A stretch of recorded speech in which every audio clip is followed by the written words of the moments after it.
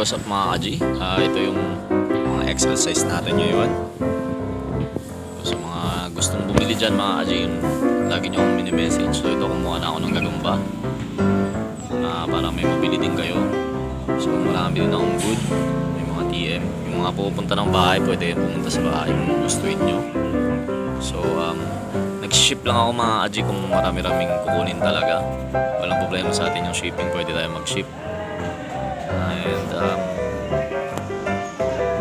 siguro kontakin nyo na lang ako. So ilalagay ko yung number ko dito or kung ano man. So basta ito yung mga XL. Kung nakikita nyo naman yung size, lalaki talaga.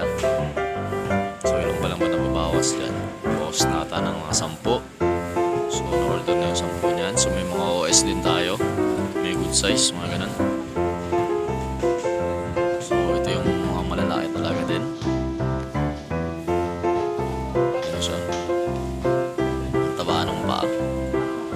Lalaban natin sa salmon to, kondisyonin natin. Ito naman pulahin na malaki.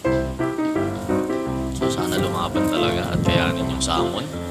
So bigyan ko yung magandang content. So ito malaking gagamba to. Yan, nilabas ko. Ito ang lalaki din ito, yung mga tala na yan. Kasi lalagyan ng salmon to. So yun.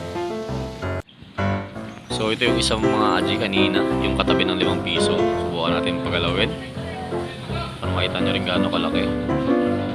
So makita nyo yung galaw ng gagamba. So mga bagong gagamba pa to, kaya magaganda yung galawan. Kung medyo lumuma naman tignan, so sa plastic yun dahil tayo yung gagamba. So ito yun siya. Ganyan na lang gaano kalaki yung gagamba. Yun yung nasa baba naman. Tignan nyo kasi pinatayin na natin mga gagamba. Tapos na rin natin. Tapos pasensya nga pala, hindi ako nakapag-upload kahapon kasi may ginagawa tayo.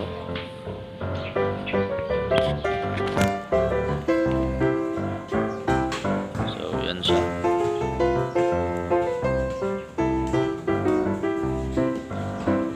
Ganyan kalaki yung mga malaking hawak natin ngayon. So yun lang siguro, hindi ko napatagalin to para lang makita na may umiitlog pa na isa. Kasi yung time na to, yung anak natin nagkukulit na. So yan na. Ganun lang. Maraming salamat sa panonood and God bless sa inyo lahat.